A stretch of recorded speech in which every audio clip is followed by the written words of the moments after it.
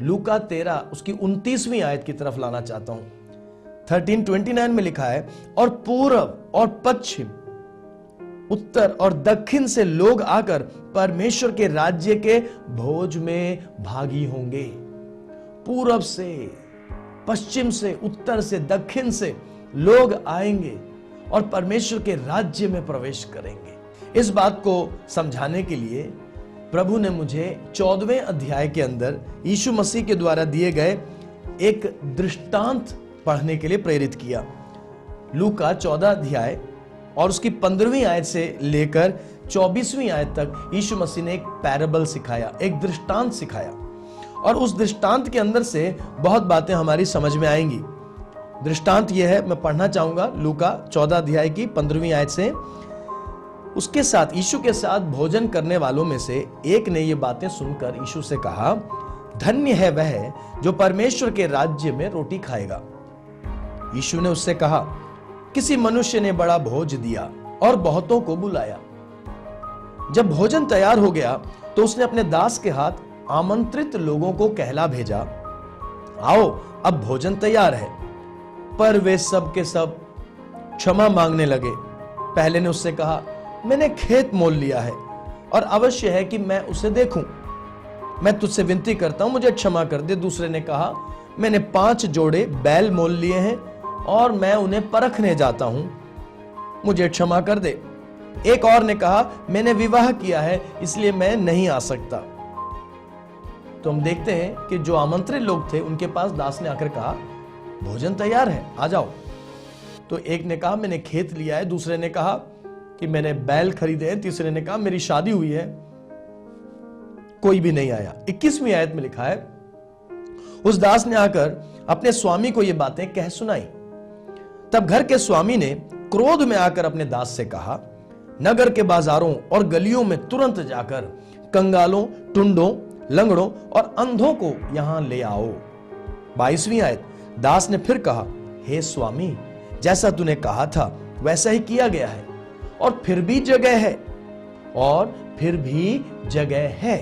23वीं आयत सुनिए, स्वामी ने दास से कहा, सड़कों पर और बाड़ों की ओर जा और लोगों को विवश करके ले आ, ताकि मेरा घर भर जाए, ताकि मेरा घर भर जाए। ये जो दृष्टांत यीशु मसीह ने सुनाया है परमेश्वर के राज्य के बारे में, इसके द्वारा प्रभु ने मुझसे बात की। प्रभु ने बताया कि प्रभु की इच्छा यह है कि उसका घर भर जाए। क्या पूछा था किसी ने कि क्या थोड़े ही लोग उद्धार पाएंगे? यीशु मसीह ने क्या जवाब दिया? उत्तर से, दक्षिण से, पूरब से, पश्चिम से लोग आएंगे और प्रभु के तैयार किए हुए भोज में शामिल होंगे। यहां यीशु मसीह ने कहा कि परमेश्वर की इच्छा, पिता परमेश्वर की इच्छा यह है कि प्रभु ने जो घर बनाया है वो घर भर जाए। अब ये घर कौन सा है? ये घर कितना बड़ा है? इस बात को छोटे से संदेश में समझा पाना तो असंभव है, फिर भी कोशिश करते हैं। यूहन्ना 14 अध्याय उसकी पहली आयत में यीशु मसीह ने कहा, तुम्हारा मन न घबराए, मेरे पिता के यहां बहुत से रहने के स्थान हैं। यदि नहीं होते तो मैं तुम्हें बता देता। मैं जा रहा हूं तुम्हारे लिए स्थान तैयार करने के लिए, और जब मैं तैयार कर लूं तो मैं लौट करके आऊंगा। ये मैंने उस आयत को अपने शब्दों में आपको बताया है। क्या कहा यीशु मसीह ने? मेरे पिता के यहां बहुत से रहने के स्थान हैं। बहुत से रहने के स्थान, अर्थात वो छोटा स्थान नहीं है।